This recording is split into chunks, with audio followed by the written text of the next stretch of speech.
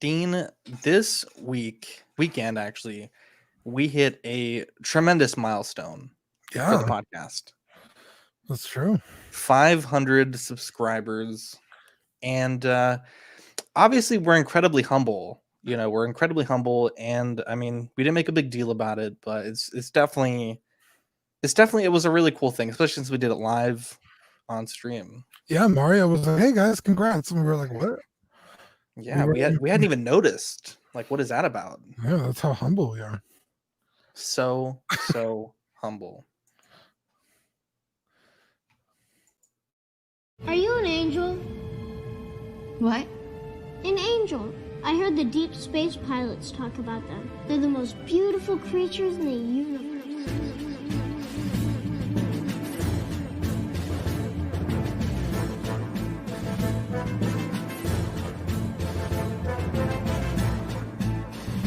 Hello there.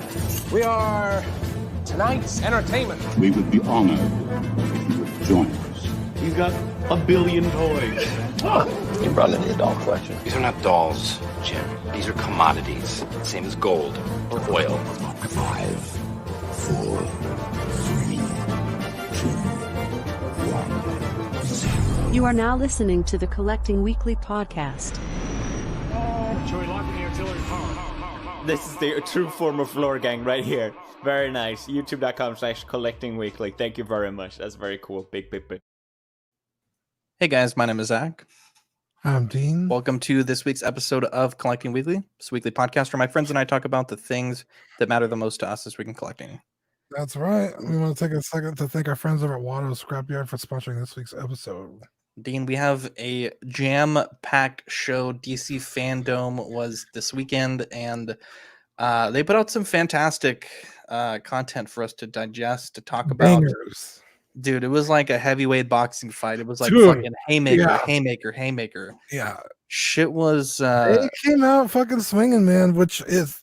I mean, honestly, for DC, it's good to see. Yeah, they've been kind of getting their shit wrecked by Marvel for the past few years. And yeah, it's fantastic. We have Mario Cortez in the chat, Jason Nelson, Danny Lee, Sean Yahtzee, a few other people trickling in. Before we get started with the news, though, Dean, it is time for the world's favorite podcast segment. Yeah, are you ready? Yes. It's new this week. Nailed it. Damn, that's crispy. Nailed it. Did you guys see that shit? I almost want to do it one more time. Can we do it one more time, Dean? Yeah, just for the people at home. Yeah, you guys ready? Yeah. It's new this week. Beautiful. Certified big PP right there. Yep. That was awesome. Anyways, what'd you get into this week, Dean? Absolutely nothing. Short show. Yeah, I was supposed to get my Officer K from Lord Greg. Shout out Greg, but it just hit Chicago today. So I probably won't get it for another few days, depending on how long it sits there. That is true. Could be 1 day, could be 30. Yeah, I call it customs roulette. Yeah, so after I get that, there's some other stuff I want to buy, but I'm still kind of trying to find a good deal. So what are you trying to buy? I really want to buy he doesn't have a name, but it's Ryan Gosling's character from the movie Drive. It's Baby. No, it's not. Don't do that. Mm-hmm. You're gonna confuse people. That's what they call him. No, Baby Driver. That's not the same movie. I'm pretty sure it is. All right. I've seen the movie like 20 times. We're talking about this then. Okay, well. If you're gonna make a joke of it, you can move on. I'm not making a joke. I just want to know what you're looking for. Let the people in the world know what company. And you're confusing them. Okay, I'm sorry. I'll preemptively quit the show because. Thank you. It'd probably flow a lot better. Anyway, looking for a 6-scale Ryan Gosling figure for the movie Drive. There's 2 companies that made them, BBK and Redmond Toys. Yes. But I can't find one at a decent price or here in the country, and I'm like kind of hesitant to order from Hong Kong. China. Mm-hmm. The country's huge, tremendous. But yeah, I can't. I've watched the movie yesterday, and I was like, "Fuck!" Like I really want to order it, but putting out the bad signal. If you have a lead on one, let me know. I already know there's one on eBay. Don't at me. Mario says it's a different movie. Sean says that's a record, not Baby Driver. 2 minutes first quit on the show. Hell yeah, dude. Doing it big time, guys. Yeah. Our friends over at Six Scale Scavengers took it to the next level, so we're taking it to the next level. I'm talking Yeah. 10 quits today. Yeah, Zach's gonna quit next week before the opening. Yeah, before the show, between this week and next week. I had an interesting week. Honestly, I know, Dean, we've talked a little bit of crap about NECA, in our past, right? And I'm constantly crap. yeah, I've just been so impressed though with almost everything that I've gotten from them. And this week is no less. So I picked up the Caesar from Planet of the Apes, Dawn of the Planet of the Apes, Nice. and Maurice. I talked about Maurice on After Dark, but it's a fantastic figure. And this Caesar we'll talk about during the Joy of Hobbing, because I did modify it just a little bit. But man, these are really nice figures. I was a little hesitant on the Caesar because it was on eBay. It was really cheap. And I've bought NECA KOs in the past. And on those, I knew that they were KO when I ordered them. This one, the seller claimed that these were case fresh. And I mean, by all indications, I think this is a genuine NECA product. I also picked up from NECA a little bit of an older piece, but the Blade Runner 2049 K's spinner. A little expensive. I think I was paying like secondary market prices on that one. I remember it being like $20 at one point. Now it's a $30 piece. It's die cast metal with plastic. The paintwork is really good. I don't think I'll ever own a 6-scale case spinner to go along with the Super Mad toys. And so this fills a nice little niche in the collection. I got the K, the Blu-ray, and I got that sitting on a acrylic riser, and then I have the spinner below. I think it's a nice little display, and yeah, it's I feel like it really completed that shelf for now. Other than that, I don't have anything at the moment. I did order one thing, but it's from Mercari, and the guy has like 3 days to ship it. So I'm not sure if it'll be in by next show, but if it is, we will talk about it. But yeah, I think next week I should have a bunch of stuff. But yeah, the past 2 weeks I've either ordered something that's not here, or I just haven't gotten anything. Yeah, let's get into the news. Now, there was not a lot of toy news this week, but we are collecting weekly, so we're going to be here regardless. But we did get a price on Mysterio's drones. They are 105, releasing Q1 2021. I think that's a pretty good price. I think we were estimating they would be like Q1 2022 and come in right at $100. So $5 cheaper, and they are coming out almost a full year early, which makes a lot of sense because they're already making these with Spider-Man. So I think they look great. I feel like the third-party drones were about that price already. And then also the secondary market for the homemade suit drone was pretty much at that point already for just one drone. To get one big and two small for that price. So I think it's pretty good. What do you think? Dude, you know what would have made this set fucking sweet? What? Kind of exactly what we're looking at, like a big drone and a couple of small drones, and then like a clear background with drones printed on it. That would have been pretty cool. That would have been sweet. I mean, again, I think 2 big drones would have been way cooler. Because I don't know, like the 2 small ones, like it's just forced perspective. Yeah. So like on the shelf, I feel like it's gonna look goofy. Maybe in like a photo you can make it work, but I don't know. Like it's an easy pass, but I guess the price is okay. Yeah, I mean it's not like, they could have made this $150 set. Right. Because Wicked's pretty small, and that was like $180 figure. And I mean, I feel like this drone it's big enough to put the Spider-Man figure on top of it. Right. 105, I think that's not a bad price. It's Hot Toys quality paintwork, Hot Toys quality assembly, and you're getting 3 drones. I still think that the clear rod looks a little cheap that it comes with. Yeah. But all things considered, I don't think that it is too bad. Now, Hot Toys did have the 1-to-1 scale Baby Yoda on display. These pictures are from Toy People News, and the seam was ridiculous. Now, they did have this on display. This is a further picture, same from the same day, but a little bit further back. You can see that seam is quite noticeable. They did go back in and adjust the clothing and also push the ears closer to the head. Oh. But still, I mean, I feel like this figure, this is the second time it's been shown like in a base like this. And the first time was Secret Base, and I mean the picture from Secret Base from day one looked awful, and then we get this picture, which in my opinion, even without the seam, something about it just looks weird. Like the sideshow one has that cute grin, like I don't know. Jason Nelson, I think he said it really accurately. It's just, I feel like I've been kind of spoiled by the cuter, though less accurate Mattel Baby Yoda, the child. Yeah, And also the color seems off to me. it seems a little like too... this is like an aqua green. Yeah. Which is like, that's not what color he is at all. I think, dude, honestly, I think the Mattel one knocked it out of the park. Yeah, something about this doesn't look right. Now, the sideshow one, I think it looks fantastic, though. That is comparing a statue to a figure.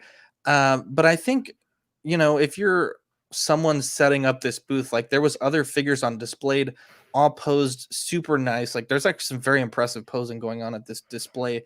For them to kind of phone it in on this figure, I don't know, man. I think it's kind of a bummer. Whose booth was it? This was Hot Toys' booth at this. Their own booth, so... Yeah, like, I don't know. I mean, there was like 30 Hot Toys on display. But, I mean, I feel like the Baby Yoda, they're kind of marketing this. But it wasn't like it wasn't Sideshow's booth and they were showing Hot Toys. It was Hot Toys. No, booth. this was overseas. Oh, okay. Yeah, this was actually Hot Toys.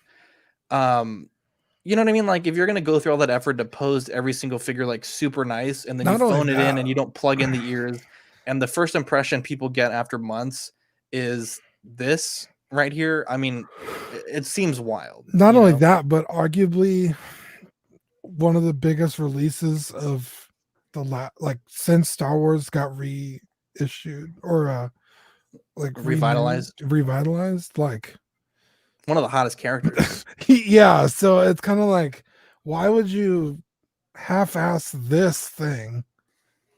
That does seem really odd, but I mean, but not only that, like, I mean, and this isn't to like throw any shade, but like most collectors like will display a figure and they won't really futz it as much as I think it should be. Like they'll take it out of the box and display it, and they might have 50 figures, and that lack of futzing will kind of get lost in the collection. But I mean, this is really at the size, the scale, and the price. Like this is going to be a show piece. Like it's going to be a focal point of someone's collection. Yeah. The fact that their own employees set this up really half-assed with that much seam leads me to believe, like down the road when you see these in people's collections, you're going to see a lot of that gappage going on. Yeah. Obviously the gap is there because it does have interchangeable ears. I really feel like they should have, at that price point, given us a whole separate head rather than, just swap out ears. Jason says, I agree. This is one of the biggest releases announced for sure, but it's going to draw a lot of scrutiny. I definitely agree, especially since, I mean, and again, this is just pre-order based, but Sideshow seems to have knocked it out of the park with their figure at their virtual con, and the fact that they went and got Legacy Studios to assist in the production. So obviously it's a little too soon to say which is better, and they did fix it for the next day. Thought these were photoshopped later in the day. Because I remember thinking like, man, that gap is fucking terrible. And then somebody posted these, and I was like, did they go back and edit these photos? I didn't realize that they actually went in and like, yeah, we got these photos from Zachary Venable, but they did actually adjust the clothing and then also fix the gap. So Kev says the Hasbro's mechanical one on order, only 50 to 60 credits. Yeah, it's definitely a good looking piece. Up next, we did get final box art for Bulma's Capsule 9 bike. This is coming out the first 2 weeks of September. I think the release date is September 12th overseas. So you're definitely going to see more photos of this coming soon on our show. We do have the Goku statue, which is something that Dean called back when we first talked about this. And this is definitely coming out here in the next few weeks. Masterpiece Starscream, we did touch on some teasers, and these photos here are blowing up the Transformers groups. These are quote unquote confidential photos of the Starscream version 2.0 by the looks of this, I mean, this looks pretty fucking sick, honestly. I will say I do still enjoy the look of Make Toys Meteor, but I'll definitely have to check this one out when it comes out. You can see there's some different articulation tests. It seems to pose pretty well. And I mean, it just really depends on what looks better. But at this point, the Make Toys Meteor is the best Starscream out there for G1 styling. And it'll just depend on how this one looks. But what do you think about this, Dean? I think it looks great. Again, I'm not a big Transformers guy. Yeah. If I were to have a Transformer in my collection, it'd either be Optimus or Starscream. Yeah. So, I mean, I could see myself owning something like this. Yeah, price point's going to be a big determining factor for me. The MP44 came in at like $450, so this thing would have to be like less than 150 for me to really consider it, and then less than 200 for it to even be a possibility. Danny Lee says this is going to be 275 or 300. Ah, fuck. Danny's probably right. He has a better handle of these things. Kev says definitely like to see some artists redo Mechanical Baby Yoda and custom up when he gets released. I've seen one artist, Raymond. I'm forgetting his last name, but he did a custom touch up on the Mattel Baby Yoda and just kind of added some pigmentation to the skin. I thought it looked fantastic. He also added a little bit of hair. I definitely don't think. I mean, I've considered to do it, but I'm too lazy, man. We got too much shit on our plate. I don't have time to be messing with pastels and this and that. And now we're getting into other hobbies. It's a nightmare, dude. The Mark 47 diecast Iron Man has been re-released. Justin's collection does have a review on this. I thought it was a great review. The red, it's interesting to notice that the red on this figure is different than the first version's red. And also the paint apps are at that 2020 Hot Toys quality. I mean, which is a very subtle difference, but, not to be ignored. The base has very subtle differences as well. So this is a reissue, comes with everything the first one came with, but there are some minor improvements. Dean, you have been messing with your Homecoming Spider-Man lately. Is the Mark 47 anything that's on your radar at all? Absolutely not. I have and still hate this suit. The 47? Yeah, I don't like the color scheme at all. I don't know what it is about it. I cannot stand it. I feel like I could be wrong, but I feel like this one came out pretty quick. Like, I don't recall it being that long ago that we talked about this being up for solicitation.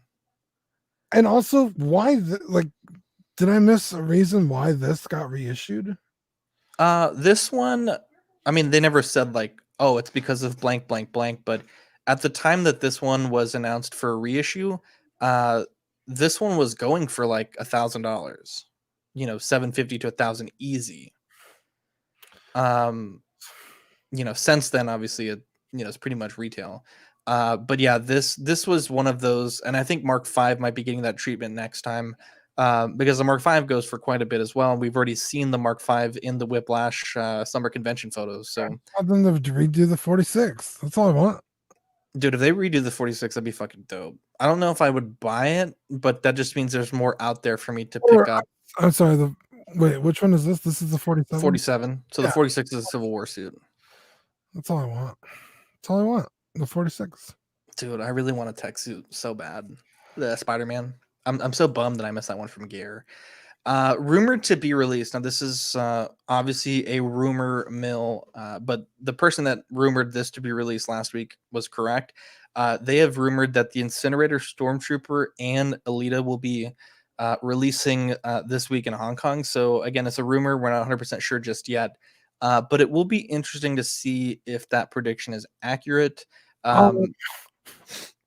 Considering the fucking Stormtrooper has a repaint and a new backpack, it better be fucking releasing. Have those fucking parts laying in bins. Yeah. Alita seems to be a completely new figure, though. So yeah, I think the base may be reused, I believe, from Battling Cap, but everything else is obviously a brand new everything. Yeah, dude. If I kind of want this figure, but I don't know, man. Like, honestly, I have not seen this movie yet. It's a cool movie. I own the movie. I just haven't seen it yet. Oh, yeah, you do own the movie. I saw it in your Voodoo. Hey, did you log out yet?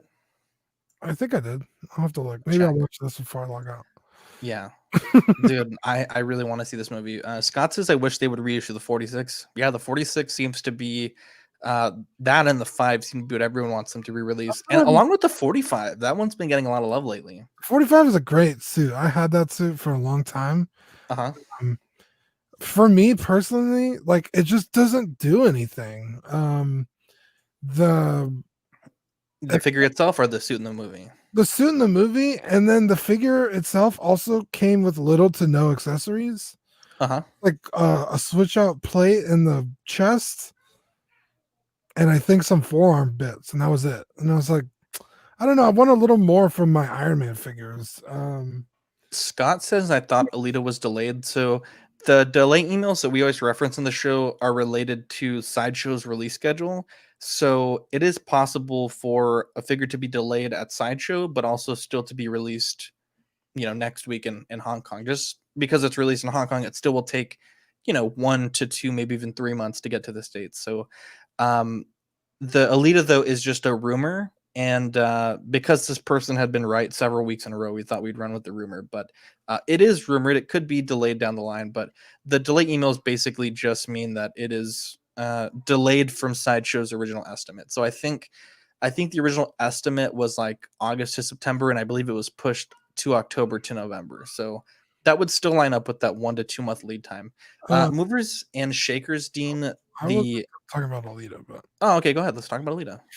Well, Jason said that he thinks this figure is going to be hot down the road. Like, people are going to pass on it, and then it's just going to. I have to agree. I don't think it's one that I've seen many people pre-order. Same. I will say this though, this movie did crazy good in the box office. Really well. And that movie, I mean, not to spoil anything, but it doesn't have an ending, so they're gonna make a sequel. It doesn't have an ending in the sense that they leave it open for a sequel, or the story's not over. Okay. So, I mean, they could. I mean, let's just say this figure doesn't do well, and Hot Toys is like, well, fuck it, we're not making this character again. It might be the only Alita people get. Possible. Could be the only Alita that they get, or they make another one down the road. I mean, it could literally go either way. Can you give me a non-spoiler description of the plot of Alita?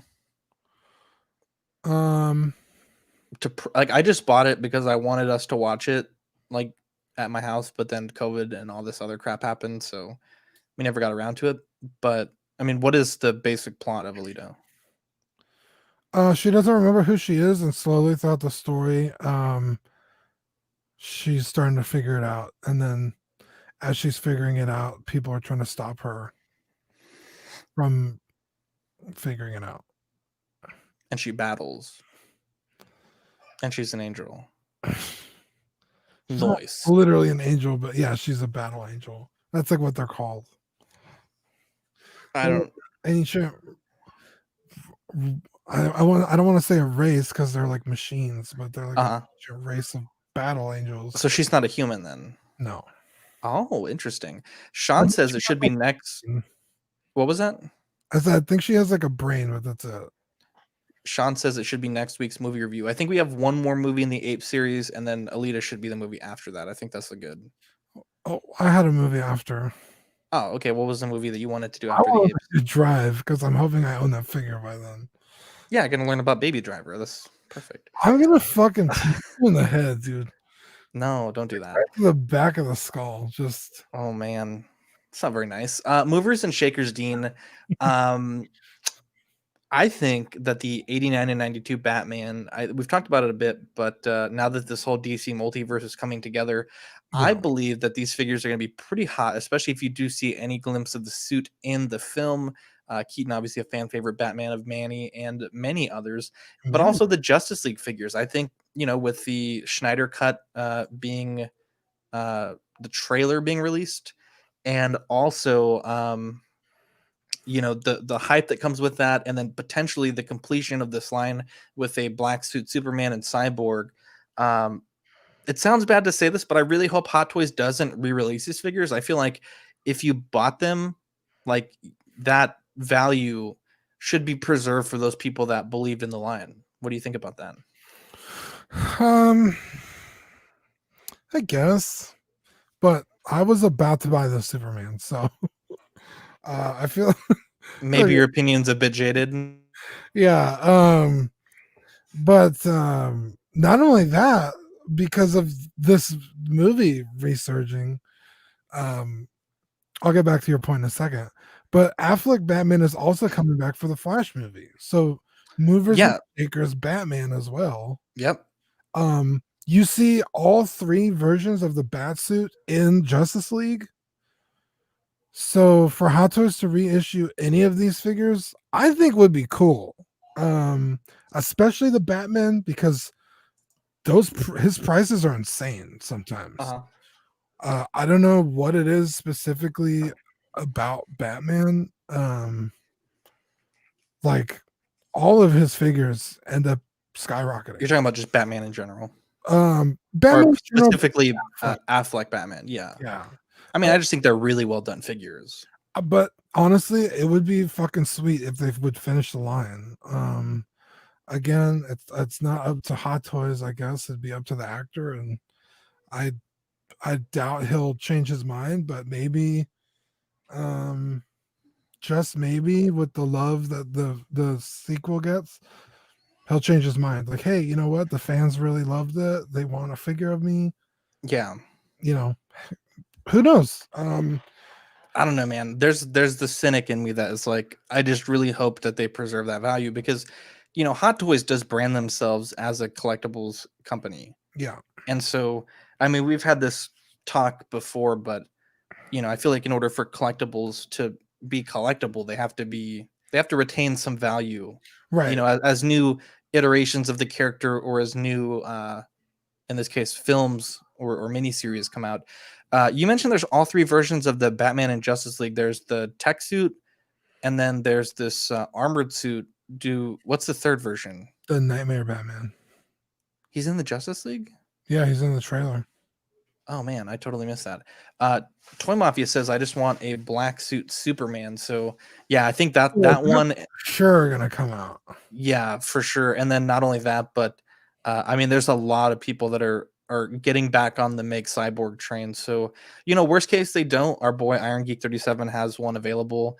Best case they do, and you know, other people are able to get it from Hot Toys. So I think that these are definitely going to be, and you're right, the regular Affleck figures as well. So I mean, honestly, I think all of these, but maybe Wonder Woman get a reissue. I think we'll be happy. There's enough Wonder Woman out there. She's just not hard to come by. She's also getting another movie with essentially the same suit. I think the colors are different. And that's like sculpted hair. Yeah. Kev says don't sell my doubles of 89 in returns. I feel like selling before reissues or 2.0s. I mean, I guess it really depends. Like any release of a Keaton Batman is never going to have as much shit as a DX. I mean, hopefully they don't just straight up release a DX, right?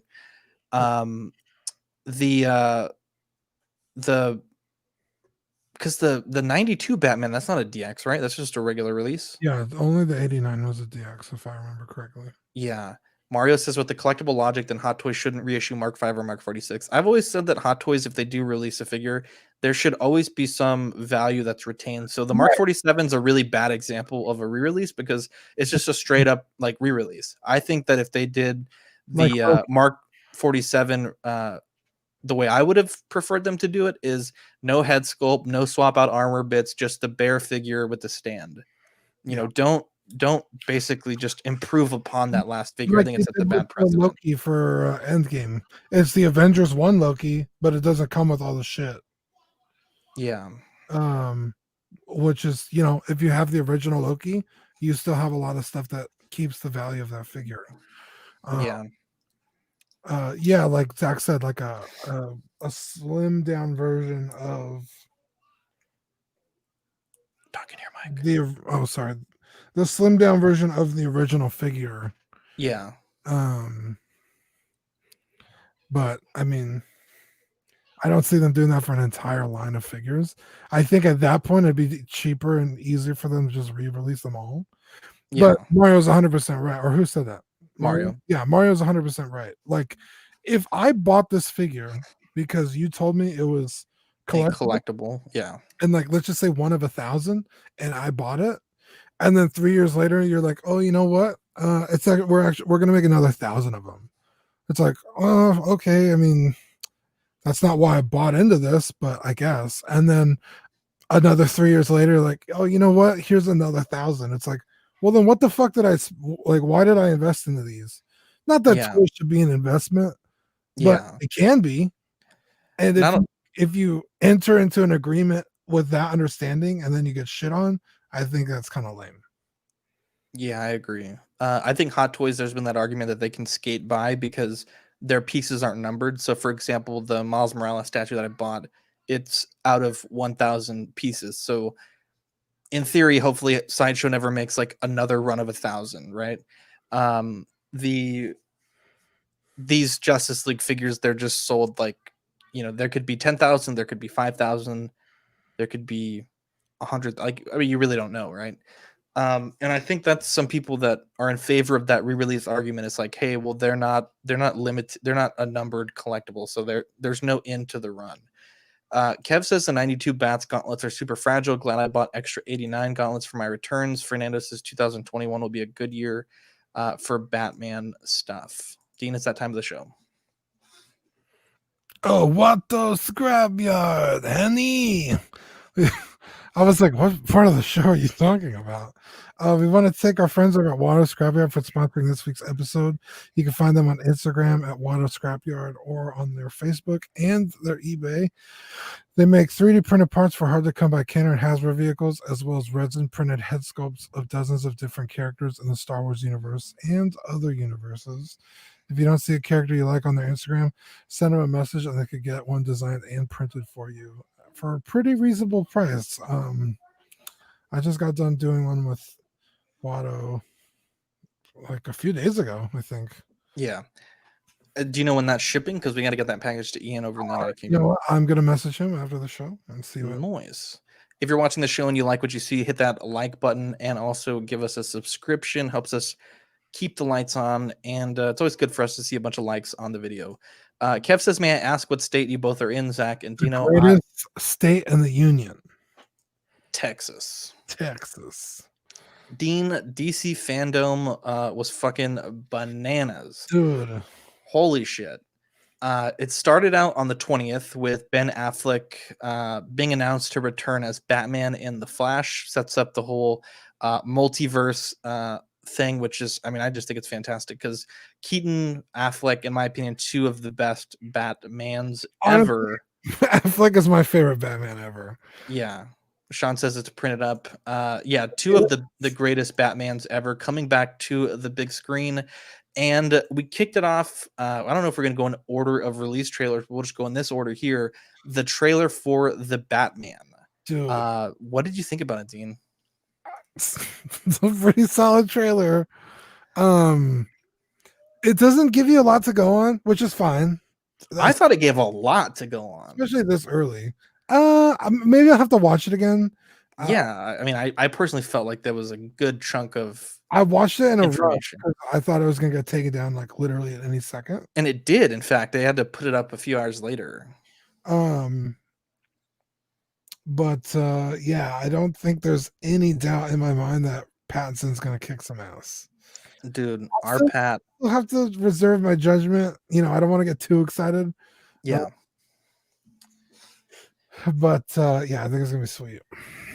I will say this. I mean, I think the people that make trailers are fucking really good. Like, you could take like the worst movie and make a fucking banger trailer. That's true. And we've seen case after case of this, right? So having a good trailer, of course, does not always mean that you're going to have a great film.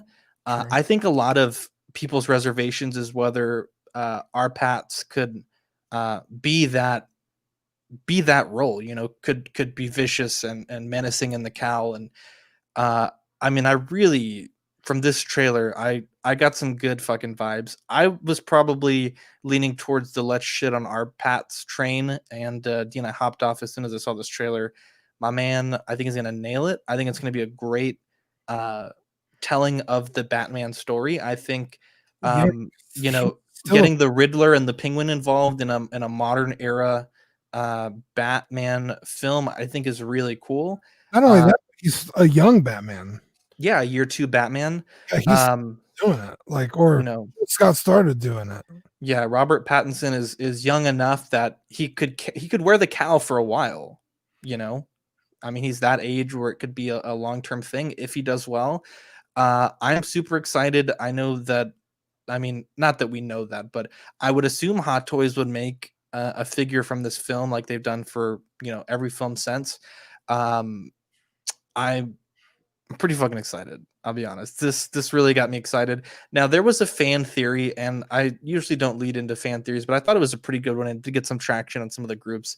I will read it for you, Dean, and we'll just move on afterwards. So this guy says he watched the Batman trailer a few times, and the more I do, the more it seems Pattinson isn't Bruce Wayne. He's Tim Drake or Dick Grayson. His haircut and body type match those characters. His look doesn't look like Bruce at all. His fighting style is more in line with Tim and Dick. His tech and Batmobile is someone without a lot of funding. Even in Batman's rookie years, it's someone doing their best with small funding. Wayne Manor or anything related to Wayne Enterprises isn't in the trailer. Throughout the trailer, the theme is lying, stop lying, enough with the lies, etc., meaning the Riddler knows he's not the original Batman. The Riddler knows it's a pretender. The title is The Batman, not Batman or Dark Knight, followed by whatever. In the comic, when Bruce Wayne dies, Dick takes over the mantle and pretends to be Batman in Battle for the Cow. It makes sense to tell a very new and different Batman story. We've had 20 years of Bruce Wayne's Batman movies. He finds Catwoman in an abandoned mansion at the inn with Pattinson standing in the Batcave. He's listening to a recording of an older voice, not Riddler's, telling someone else they're a part of this now. What others have noticed, as well as the choice for Nirvana's song, There's Something in the Way, as if something that the protagonist and the audience are both going to have to confront before we can move forward. Manny says it's the dumbest thing he's ever read. I thought it was a cool fan theory. Fern says he doesn't agree. But it seemed to get some traction on Facebook, so I thought it'd be something cool to mention because we're a little short on content today. What do you think about it? I think that would be twisty. I think it honestly, I think it'd be pretty sweet. Only because I'm not, especially now, I'm definitely not ready to say hello to a new Batman. Does that make sense? Or goodbye to like Affleck. Yeah, this movie is coming out in a weird time because initially Affleck and the DCEU they were separated, right? Right. But now with this film on the horizon, and then you have Justice League being released next year, and then also the Batman movie. Not only Justice League, but the Flash. I'm sorry, the Flash. Yeah, and then the Batman movie. Sorry, I lost my train of thought there for a second from the comments. There's a lot of 3 films shit going Batman. on. Yeah, well, there's 3 Batman because you have Affleck, Keaton, and our Pats. So, like, honestly, it'd be sweet if Affleck was still Bruce, and this was, like you said, like a younger Dick Grayson or whatever his name is. Yeah. I've said this 1,000 times. I'm not the biggest DC fan, and I really don't like Batman that much. Yeah. Affleck made me like Batman, and even then, like, I have like the armored Batman in my collection. That's it. Dude, I want that Max so bad. I don't buy a lot of Batman stuff. I think it'd be great if it was not Bruce Wayne. I'll have to watch the trailer again and really pay attention to all this stuff. There's some good stuff in that trailer that you can notice. The one thing I will say, saying that the haircut and the body type don't match isn't really weird. It's a weird thing because I mean, if you look at the look of Batman that we see in this film, Bruce Wayne, quote unquote. I mean, Christian Bale had bangs for the first movie. Well, like his hair was like. Look at the body difference between Christian Bale and Ben Affleck. That's true. One's like a lightweight boxer, the other one's a heavyweight. Like, yeah, I mean, dude was fucking yoked. Yeah, I mean, the suit gives a lot, but even when he takes off his suit, Affleck, I mean, he's fucking bulky, dude. He gained like 50 pounds of muscle for the role. So yeah, that's weird. It's like, but I mean, anybody could look like anything. That's kind of weird. Yeah. But yeah, that's an interesting theory. It's not the worst theory I've ever heard, not the greatest theory I've ever heard. It was enough that I was like, hey, let's talk about it for 3 minutes on the show because we have fucking 9 things on the show sheet. You know what I'm saying? What else I don't want to have to watch? Fucking Bruce Wayne's parents die again. Oh my goodness. I'm so glad that the Tom Holland iteration didn't gloss over that fact, but didn't like I don't need to see Uncle Ben being shot another time. Right. You know? Yeah, it's like, well, okay, I get it. Thank you. Yeah. Yeah, so if it was not Bruce Wayne, it wouldn't be the end of the world for me, honestly. Mario says, doesn't the thug asking who are you supposed to be kind of debunk this theory? You would think the thug would be like, oh shit, it's Batman. But Doesn't that kind of support the theory then? Legends. I don't know if that's a debunking, right? Yeah. And I've also, well, I don't know. Does debunking does that mean what I think it means? If anything, that would show that he might actually not be Batman. Right? Right. Mario, that comment is very weird, my friend. He's new at being Batman if it's year 2 Batman. Motherfucker's been doing it for a whole year. These guys should know who it was. The Snyder Cut trailer for Justice League. Here's some people don't know who we are. That's true. That's actually very true. We might be doing this for another 2. Dedicated podcast. Not just one guy working downtown in Gotham. That's true. That's why I quit the show. Why are you quitting? What the fuck? So what do you think about the Justice League trailer, man? Dude, okay. I mean, we glossed over this the other day on After Dark, but I don't want to get too into it. Yeah. We sent this trailer, and I'm watching it, and I'm watching it, and I'm watching it, and I was like, what the fuck am I looking at? Because when I think of the Snyder Cut, I think of the movie I've seen with like maybe like another 35-40 minutes of extra content. Nothing in this trailer is anything like anything we've got from this trailer is in the original Justice League movie. Yeah. Not the same bad guy. At least he doesn't even look the same. I believe they redesigned the bad guy. I think it's Steppenwolf is still in this film. Okay, he looks cooler. Yeah. But I was like, Zach, what the fuck am I looking at? You're like, what do you mean? I was like, I don't. Yeah, I thought you were trolling. I was like, what the fuck are you talking about? Like, just sent you the link, man. It says it on the link. Yeah, and I was like, I don't recognize anything I'm looking at. I mean, almost every scene in that trailer, I was like, I want to see this. I want to see this bad. It looks so good. I mean, even the scenes with Superman. Dude, oh my god, dude. Like, with the black suit, that dude looks dope.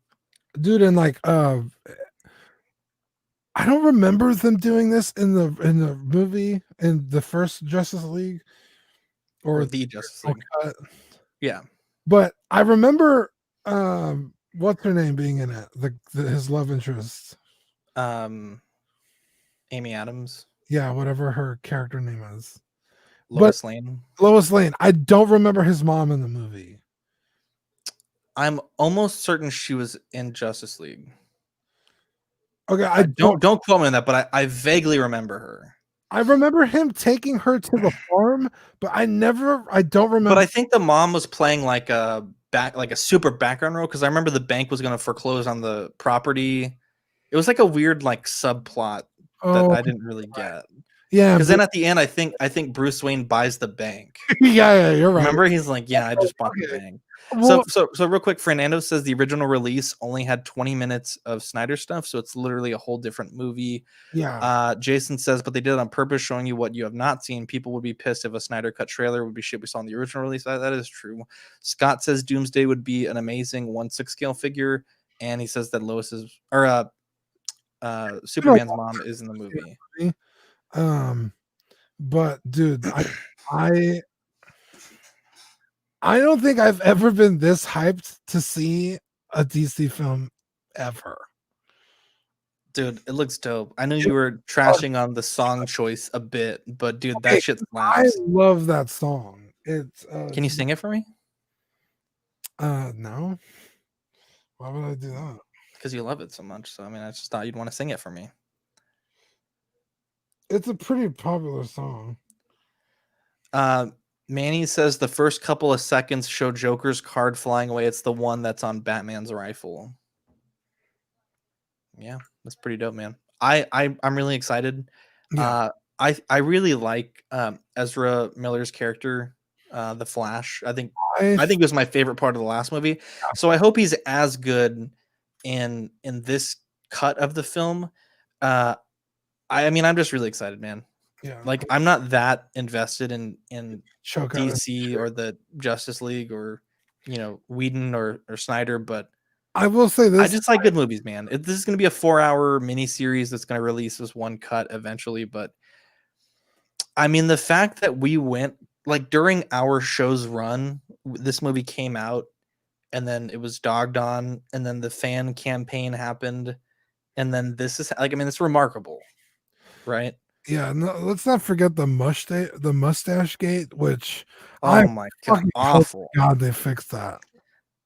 Well, I imagine they would, because it's my understanding they filmed principal photography, and then the scenes with the fake mustache or the CGI non-mustache were part of the reshoots. Okay, well, I hope so, because that literally takes you out of the scene every time. It's not even like a little bit of like oh, that looks kind of weird. It's like, ugh, what the fuck did they do to my man's? That's supposed to be Superman. What did they do? Do you think, I mean, because this is rare, right? Like a whole ass redoing of a film, basically, like spending millions of dollars to add effects to already filmed principal photography scenes. Do you think this will ever happen again, like to this level? I mean, it happened. Well, maybe not this level. I mean, like Blade Runner, the director's cut. That's what with the Sonic movie. Yeah, I can reanimate all that shit. But there's that sneaking theory that maybe it was already, like, it was a press thing. Do you subscribe to that at all? I follow a bunch of the animators on Twitter. They were all saying like, "That's believe us. This was not fucking planned. They fucking worked us like fucking." But didn't it yield like a really good product at the end? Oh, for sure. But they for had Sonic the studio down. They what? They had to shut the studio down. Like the company's no longer in business? The studio that animated the Sonic movie is no longer in business. Oh man, that sucks. Like so for Sonic 2, are they just fucked? Like, well, they already announced Sonic 2, so I don't know if they're gonna reopen the studio or what. But, they made enough money back, I guess, that they were like, "Fuck it, let's do it. Let's do a sequel." Mario says, "I must be blind. I never noticed the stash CGI again after the opening scene." The opening scene is really bad. It's pretty bad throughout the rest of the movie. I will say the rest didn't seem as bad, but that one scene in particular, which is a really pointless scene, like it doesn't, at least for my opinion, doesn't really add anything to the film. Not a huge fan. Manny says there are deep fakes on YouTube that look 10,000 times better. Yeah, Manny is not wrong. Ow, Kevin, stop. Jason, I love the song. Hated that version of it. Same. That was my. It's like there's so many versions better than this. Why the fuck did you pick this one? Yeah. The Suicide Squad, I wouldn't really say as a teaser or a trailer, it was like some behind the scenes with like some edited stuff. They did show us that. I didn't realize John Cena was going to be in this movie, but I am hella down, dude. He made Bumblebee such a fun movie. Like, I am so excited to see him in this film. I love John Cena as an actor. Yeah. Because what other films has he been in? Okay, well, he's in Bumblebee. He was in Cock Blockers. He was in one of my favorite shows, Psych. He was in something else I saw recently, and I was like, oh man, he was really good in that. I have to go look on his IMDb, but he's in a lot of stuff. I mean, if I believe if his role in Bumblebee is any indication of what he can add to a film, yeah. And I think from this B-roll, they said like his take on this character is just like an evil Captain America. Like, I mean, it's gonna get better than that. Also in Parks and Rec. Wait, John Cena's in Parks and Rec? Yeah, he's in like the last episode or the second to the last episode of the last season. Oh, okay. I think you meant like a major character. I was like, wow. He is John Cena in it. Danny Lee says he's in the new Fast and Furious. Oh yeah, isn't he? What's his name's brother? The Rock. Oh wow, that's interesting. What did you think about the Suicide Squad though, other than John Cena? I probably the exact same as the first Suicide Squad. I don't know these people, these characters. They're bad guys, dude. Could hate it. I could really like it. I don't know. I'm excited to see the shark. A few of the actors are shared or characters as the first one. But from what I understand, this is like a new thing. Not a sequel. I cannot confirm or deny that. Is the Joker coming back? The Jared Leto Joker? I don't recall seeing him in the trailer. Honestly, I have no idea. Because I know Harley Quinn, and I believe the Boomerang guy are the only two that I recall being in the first one. And the military dude. Okay. And the guy the guy that was running the team? Yeah, he's also in this movie. I actually like that guy a lot at the end of the movie. I love that actor. He's in the first season of fuck, what's it called on Netflix with the sleeves? Where they like have their like identities in these discs in the back of your neck. Altered Carbon, have you seen it? No. Fucking incredible. Season 1 is like life-changingly good. It's so good. He's also in the RoboCop remake. He's RoboCop. I really like that actor. But the DC, I don't know, dude. It's a fucking mess because you have Suicide Squad, then you have the Harley Quinn movie, Birds of Prey, which is a sequel to Suicide Squad because she's like getting over the Joker in that movie. But then you have this, which is a new movie. So DC is all over the place right now. I'm just enjoying what we're getting, but yeah, DC is all over the place. Fernando says it's a reboot though. Yeah, so it's like, okay, so is Birds of Prey not a sequel anymore? Because I guess you never see the Joker in that movie, or I don't know. Do you? I haven't seen it. Yeah. Yeah, King Shark looks pretty cool. He's a Flash villain though, isn't he? I believe so. I do believe so. Fucking... The Wonder Woman 84 trailer also was shown. I thought it looked fantastic. I think that the wings are going to be something that she's going to have for like a minute in the film, and then she rips them off. Yeah. I wouldn't invest too much in that Hot Toys. But we do see also her fighting Cheetah, which I don't know who that is. I don't know who it is. I don't really care for who it is. But I think this movie looks fucking good. I'm a little shocked at the choice of actress they picked. Because it's what's her face from SNL. Look it up real quick. I just forgot it. And I love her. She's an amazing actress. Kristen Wiig. Kristen Wiig. I love her so much. But I don't know. I guess we'll see if she's good as a villain because I just can't picture her a villain. You know what I mean? Yeah. Like I almost half expect at the end of the movie she's gonna become a good guy or something. And you're meant to feel sympathetic. I can almost guarantee that's gonna happen. But other than that, I thought the trailer was pretty good. I'm excited to see how she fits in with the guy who plays the Mandalorian. What's his name? Pedro Pascal. Pedro Pascal, because he's the bad guy in the movie. Yeah.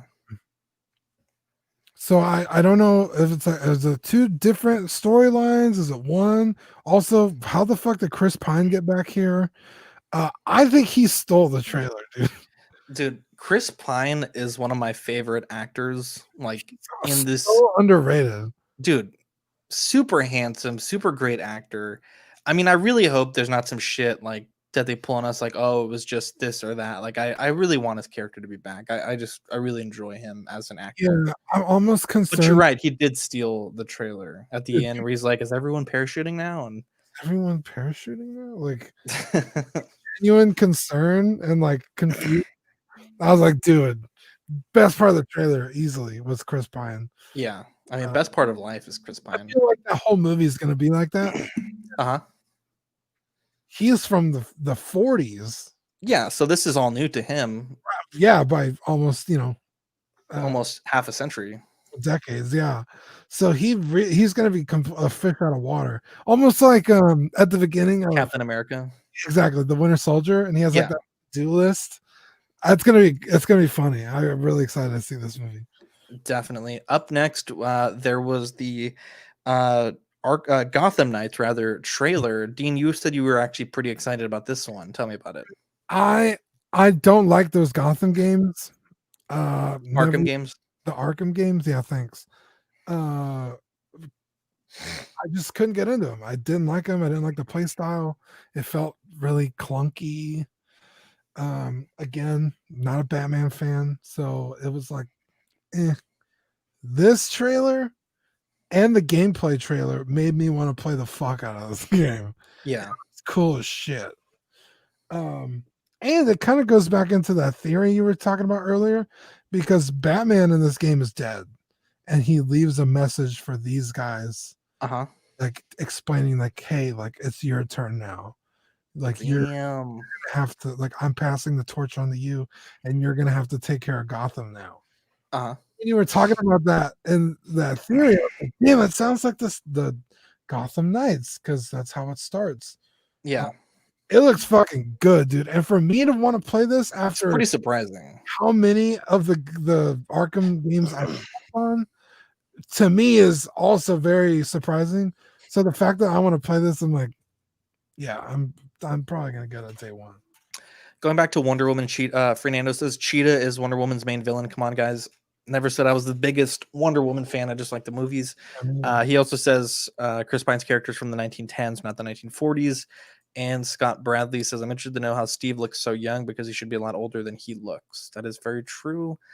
Up next, I'm not really particularly excited for this game at all, but the Suicide Squad Kill the Justice League video game trailer gameplay dropped. In Wonder Woman? What's that? Were they fighting Nazis in Wonder Woman or no? Believe so. Danny says Cheetah looks like how Alex Ross drew her. Scott Bradley says I agree, Danny. The World War II was in the 40s, 39 to 45. Yeah, but for him to fight in World War II, he'd have to be 18, which puts him at being born in the 1910s. Okay, I'm just saying, like, but when he dies, it's the 40s. So you're saying he died in the 40s? Yeah, he died in 45. Yeah, that makes perfect sense, actually. I don't know if he died at the end of World War II, but in the 40s, like, that's when he died, around there. He experienced the technology of the 40s. He would be surprised by the technology of the 80s. I think is what we're trying to say. Yeah, are you trying to say I'm from the 80s? I was born in 89, but I'm, like, living today. So Fern said it was World War One. Was it really? I thought they went to that palace with all the Nazis, where she has the sword in her dress. I gotta look this up. Yeah, it's World War One. Fernando is right. Really? I'm gonna give Fernando one of these. I roasted him a little hard today in the group chat. I apologize. I'm gonna give him 2 of these. Oh, yeah, Fern. Fuck you. No, I'm just kidding. Wow. Dawn of the Planet of the Apes was our movie review for this week. Dean, the second in the trilogy. Dawn of the Apes is set 10 years after the Battle of Rise of the Planet of the Apes and follows a group of people in San Francisco who struggled to stay alive in the aftermath of a plague that wiped out most of humanity. I think that's a story about Fern right now. Just kidding. While Caesar tries to maintain dominance over his community of intelligent apes, on Rotten Tomatoes, the film holds a 91% approval rating based on 307 reviews, with an average rating of 8 out of 10. The critical consensus reads, with intelligence and emotional resonance to match its stunning special effects, Dawn of Planet of the Apes expands on its predecessor with an exciting and ambitious burst of sci-fi achievement. What do you think, Dean? Of what you just said, or the movie? You just got real mechanically sounding about the film. Oh, okay, you sound fantastic again. It was amazing, dude. That movie fucking rocks.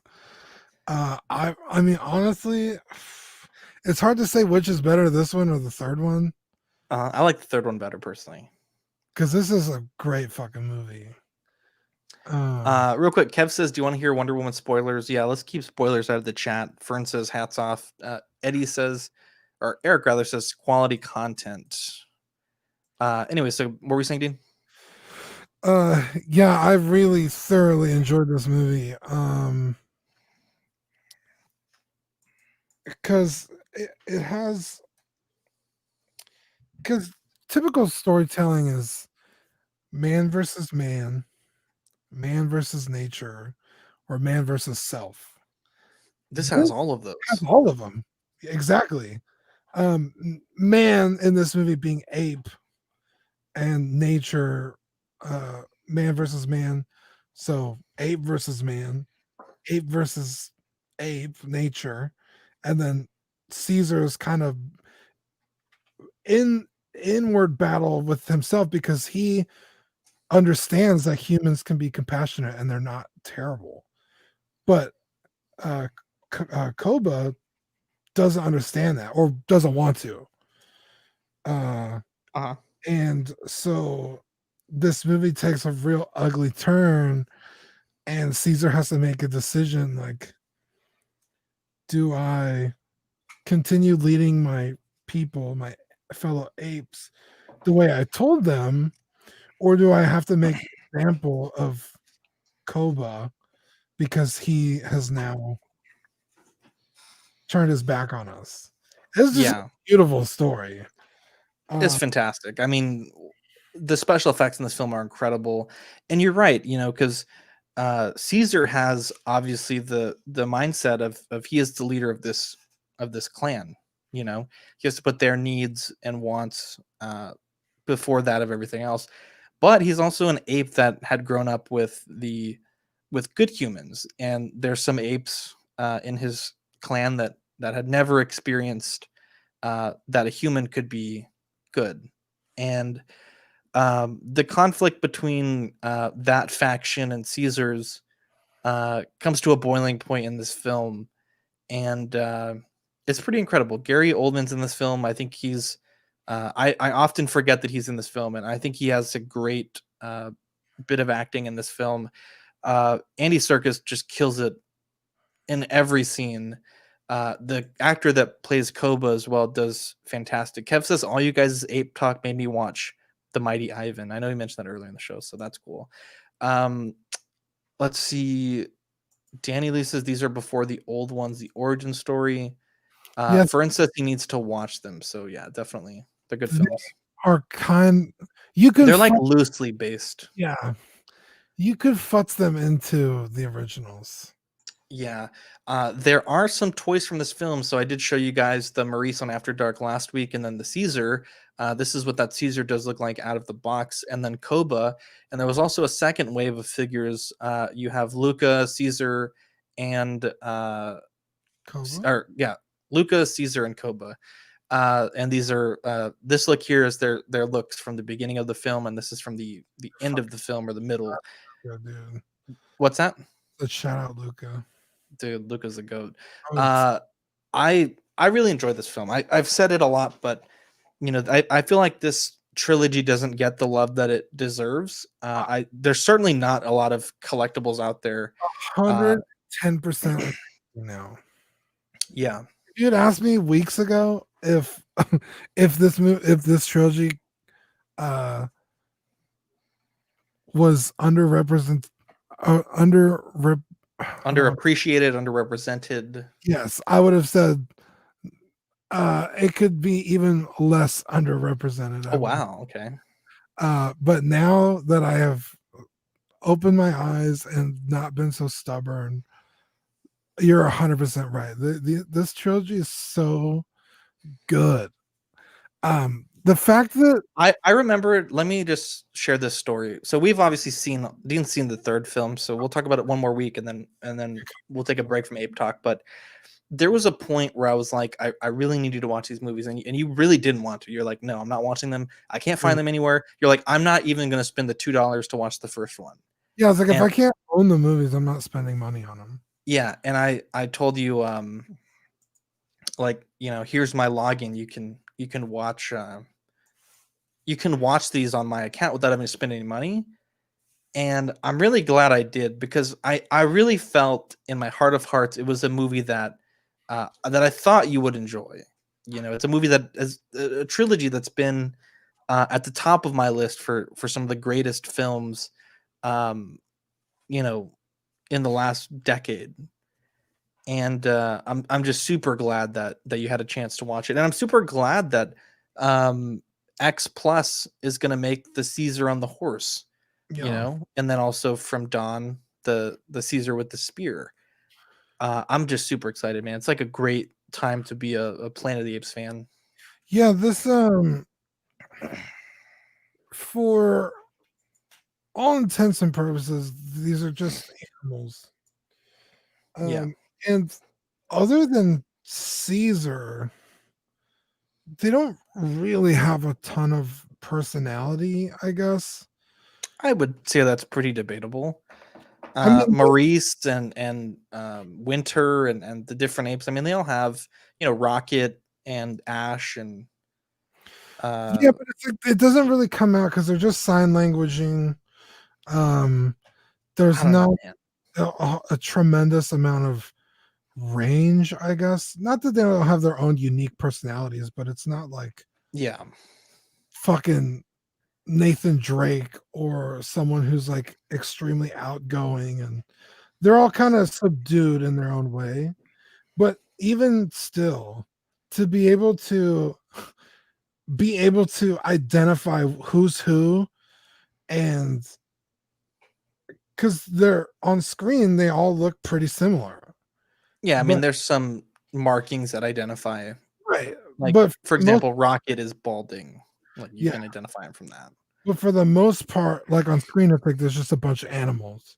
But you Yeah. could still tell, like, oh, there's Luca. Luca's so cool, and he is. Or I mean, Maurice is the only one really ever on screen that looks like that. Yeah. There's a few, but he's the only one that gets screen time. Yeah. Um, but it's just a testament to like the writing and the the storytelling. Like they're really. I mean,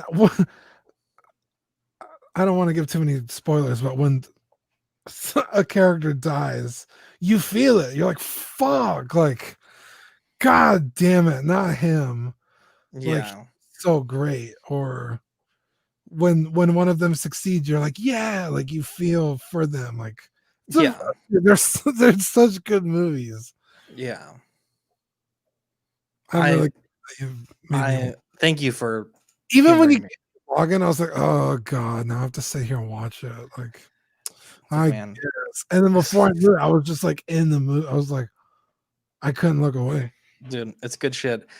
So on this week's Joy of Hobbying, nothing too crazy, but I did take the NECA Series 1 Caesar and repainted the war paint just to be ape fur toned.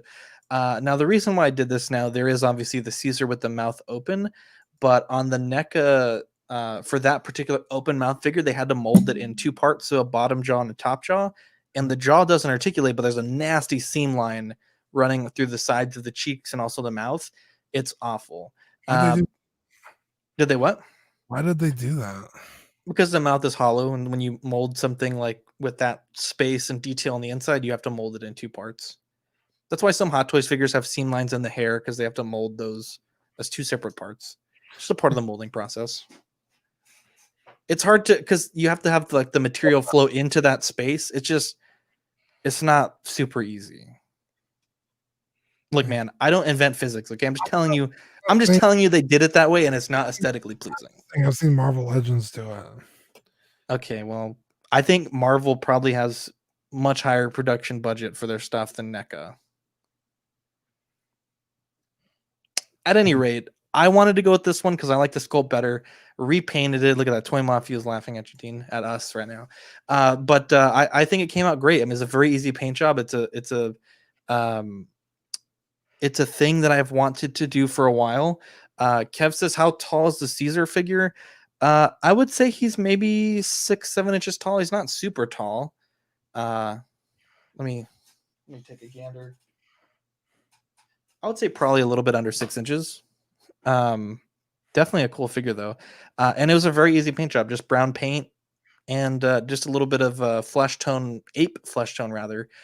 Danley says he's got a big head. He's got a big head because he's got a big brain, my friend. He's got a big brain. Let's get into grinds my gears, Dean. We have 2 this week. Okay, there's 2 things that I saw that really grinded my gears. Chapped your ass. What's that? Really chapped your ass. It really did. Kev says looks good, Zach. Thank you, Kev. Now the first thing, and I usually censor people's names out, but fuck this guy.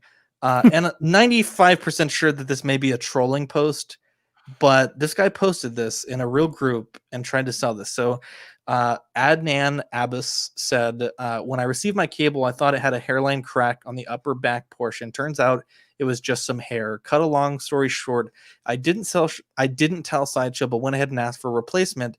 They asked me to break the statue and send them photos. So I photoshopped the shit out of a broken statue and they accepted it and sent me a replacement. Now I have 2 cables and would like to offer it to someone here for $100 less than retail. It's only morally and ethically right to offer it up to someone here first before I put it on BST. PM me if you're interested. What? Again, I'm like maybe like 70% sure that's a bait post, but I'll take the bait because this is not a unique example of people who take advantage of Sideshow's return policy where they can send out new parts. I know many people that will get a statue or a figure.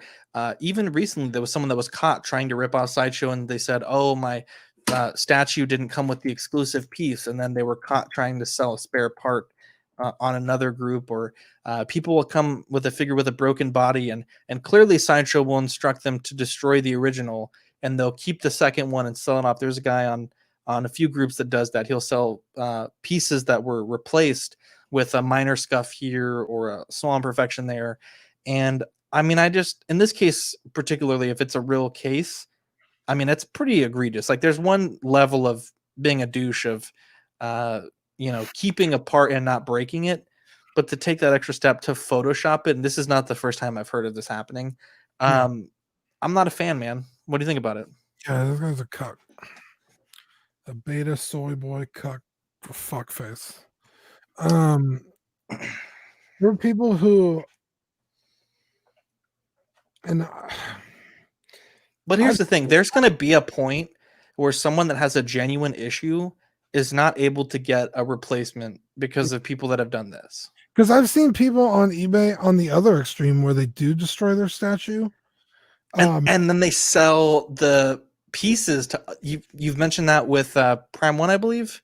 Yeah, where there's a whole market just for that.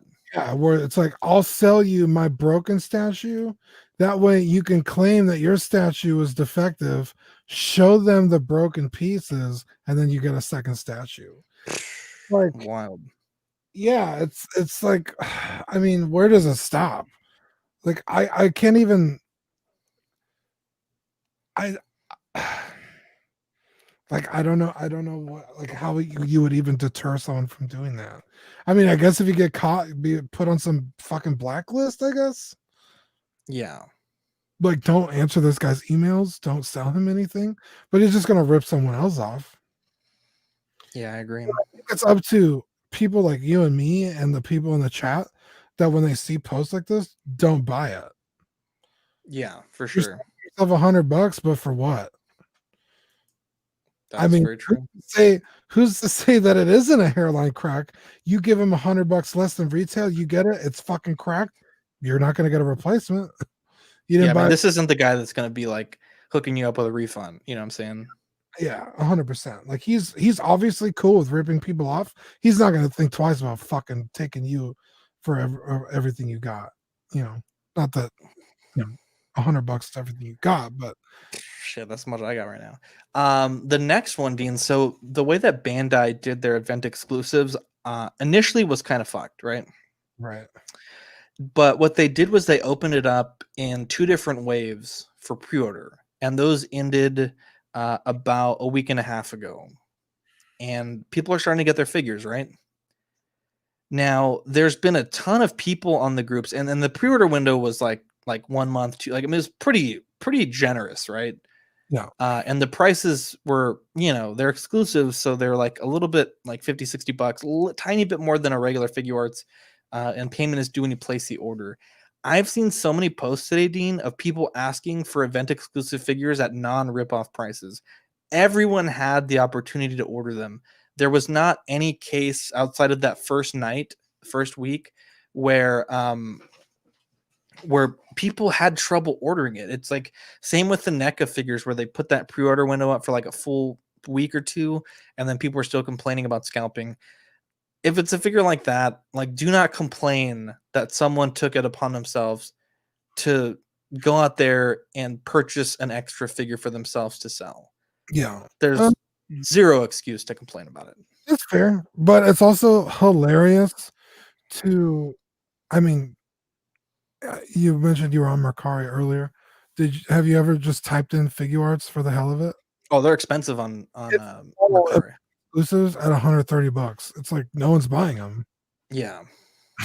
It's like you bought one to rip someone off, but everyone got them. So you're trying to rip off people who already got them. Yeah. Jason Nelson says, how long was the window open? It was open at least a month. I don't know about that. I'm pretty sure we've talked about it, at least from the first time we talked about it. It was that first week was fucked, but 3 weeks, like, come on. I don't think they're not like $400 figures. They're $50. Yeah. Like, hustle just a little bit. You know what I mean? There's things that I want that I can't afford that are sold out, but I'm not going to give someone shit about it because I didn't, get my shit together and just do a little bit of extra stuff to get it. You know what I mean? For a $50 figure. I just think it's really funny that window is also biting scalpers in the ass because. Well, yeah. Well, I think there's scalpers that scalp during the window, but my favorite is the scalpers that scalped initially. That bought them before the second window opened up, that were like, yo, we're going to cash in. And now they're stuck on, people that were able to order them for a month. Yeah. And not only that, but the groups are really good. The Figure Arts groups, they put up the links, they put up the dates, they put up the end dates, and I think they even extended the end dates a little bit. I mean, the groups for Figure Arts were really on top of making sure people knew when these things were going. All you would need to do is just sell one of your current Figure Arts to pick up this new release. Because you're right, Figure Arts, when they sell out, Dean, they're pretty expensive on the secondary market. Yeah. I mean, it sucks for sure. Like, being between paydays, that sucks. But I mean, you can't bitch at people because you didn't order something within that month.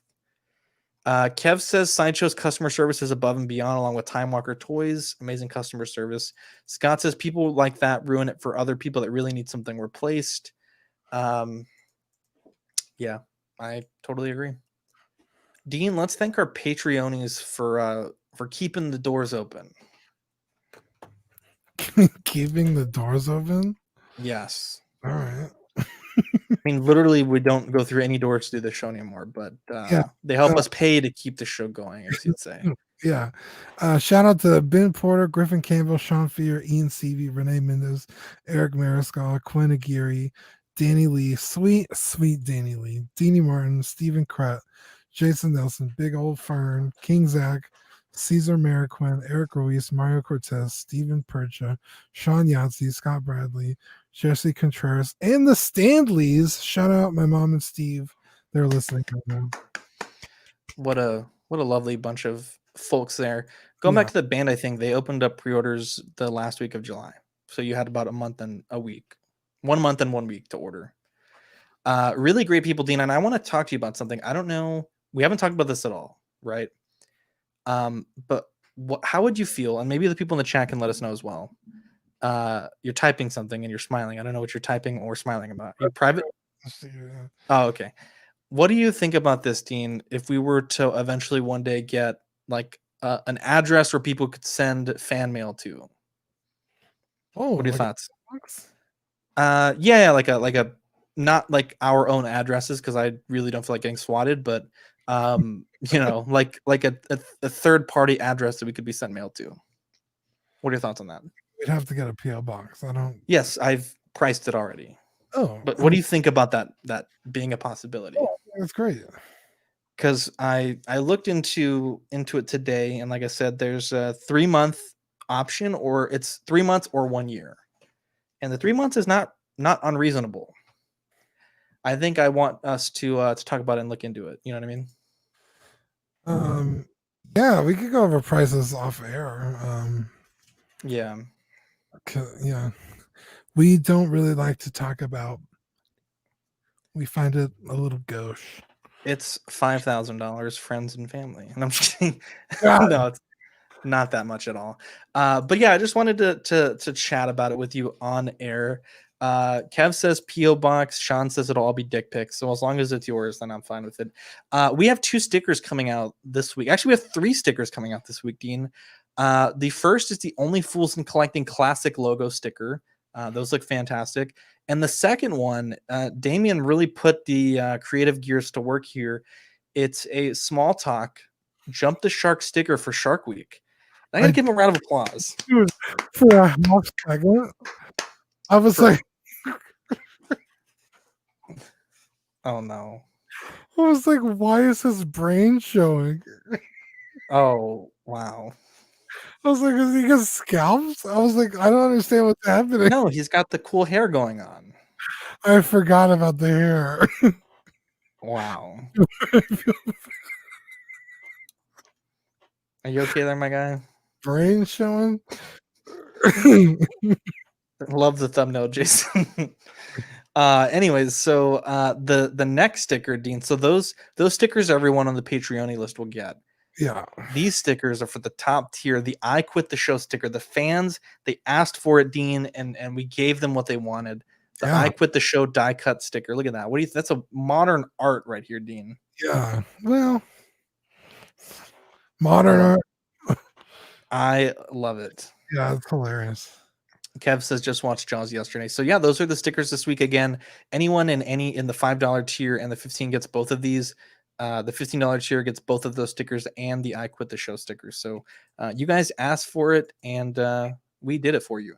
$5 a month gets you the stickers sent straight to your door and access to the replay of Ox After Dark. The certified crispy tier, which is 15, you get a certificate, the certified crispy certificate, a free sculpt painted by Darkside Customs once per year, and assistance with a figure fix by myself, and also all the benefits of the previous tier. And in this month, of course, you get the I Quit the Show sticker. We have our Facebook group, Collecting Weekly Auxiliary. It is a place where we laugh. It's a place where we joke. Danny Lee says, I quit because you made it an iMac. I asked for feedback, Dean. You remember this. I asked for feedback for like 2 weeks in a row on After Dark, and no one ever complained. So superior computers. That's on you guys. But anyways, Collecting Weekly Auxiliary, we have our new cover photo. We have lots of fun there. So if you want to join us, Collecting Weekly Auxiliary on Facebook, remember, it's a fun little group. The only way to enter in auction Oxyon of Auxiliary Oxyon is September 19th, Saturday. It's gonna be a fun to this. It's a what? You should add a date at the bottom of Oxyon. Yeah, I could. I probably won't. But that is September 19th. We have our show Collecting With You, which is what you're listening to tonight. Collecting Rarities, that show should be uploading this week. Small Talk, they recorded last week, and that'll be uploading this Thursday on the feed. Only Fools in Collecting records live Thursday at about 2:30 p.m. Creeps Are Us. We have an episode recorded that we got to get out after dark. Dean, what day do you want to do after dark this week?